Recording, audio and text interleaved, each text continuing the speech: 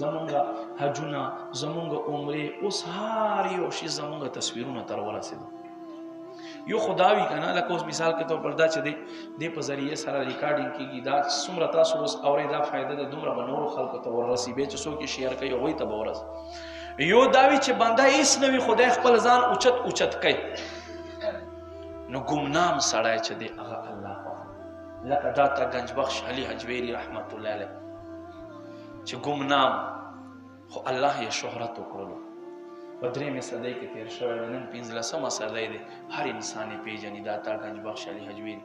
شیخ عبدالقادر جیلانی رحمت الله علیه نن 400 کاله مخکې پیر بابا علیه الرحمه له دنیا نه تیر شوی دی خو خلکو په زړونو کې اوس هم پروت دی. نو الله چې چاله شهرت ورکوي آبیل خبر دی خو په خپله باندې سړی خلکو ته ځان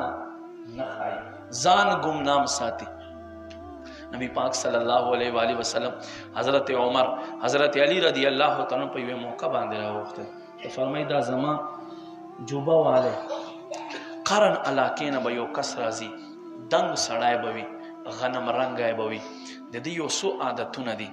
ډېره غږېدانه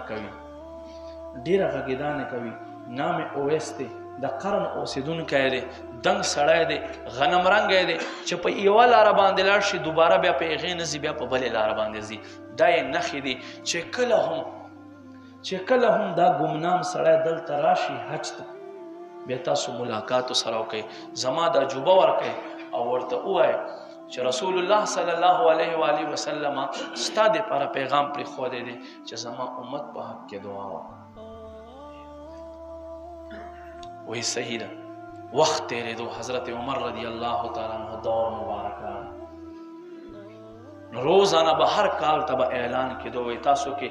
د قرن علاقې نه څوک راغلی دی حاجي چې نوم یې اویس وي. نو د ده تپوس یې وکړلو وی بلکل سکال یو اویس راغلی دی قرن علاقې نه خو به خپلو ګډو او بیزو سره وي ځان سره یې ګډې او بیزې هم راوستې دي په دشتو صحرا کې اوسېږي چا سره ډېره ناسته نه کوي خاموشه اوسېږي بس د خپل رب یاد. دوی ورپسې ورغل ملاقات یې ورسره وکړو کمې نښې چې مدینې جانان ورته خیلی وې هغه نښې ټولې پکې پیدا کړلې. دا داسې عاشق دی چې کله بیا دا خپل ګریوان کولاو کړلو او مدینې منورې ته بیا مخ کړلو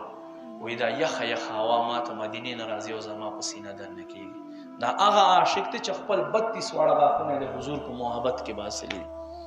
داسې عاشق. بهرحال ما عزتمندو دته یې ورکړلو بیا په یو بله موقع باندې دوی ورته راروان دي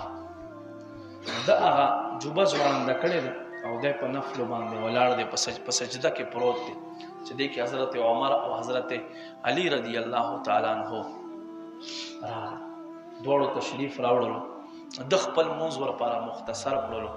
وی ای د الله نیکه بندګانو ای د حضور غلامانو که تاسو راغلي نه وی ما خپل رب سره دا عهد کړی چې یا رب زه به تر هغه وخت پورې زه سر را اوچت نه کړم تر هغه وخت پورې به دا جوبه زه وانه غوندمه چې تر څو پورې تا ټول د نبي علیه السلام امت نه وي راته بخلی خو چونکې تاسو منځ کې راغی دې له جهته ما خپل منځ تاسو دپاره مختصر کړی. نو څه شی ګمنام